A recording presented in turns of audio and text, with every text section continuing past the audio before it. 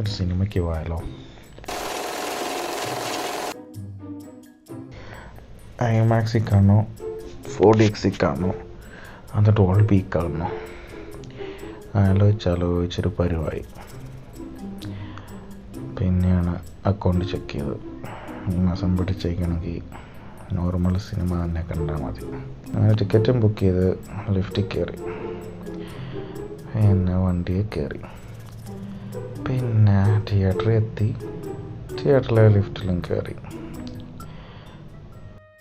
അങ്ങനെ ഒരു തരത്തിൽ തിയേറ്ററെത്തി. ടിക്കറ്റ് സ്കാൻ ചെയ്ത കത്ത് കയറി.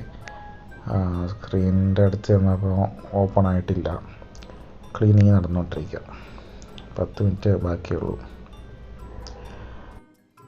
പിന്നെ അതുവഴി ഇതുവഴിയൊക്കെ കറങ്ങി തിരിഞ്ഞ് നടന്ന് തിരിച്ച് 3D ഗ്ലാസ്സൊക്കെ കെട്ടി അകത്തോട്ട് കയറി. ഇത് പൂനെയുള്ള രാജൻ സിനിമാസിൻ്റെ സ്ക്രീൻ 4 ആണ്. സ്കോപ്പ് റേഷ്യോ 3D ഫോർമാറ്റിലായിരുന്നു സ്ക്രീനിങ്.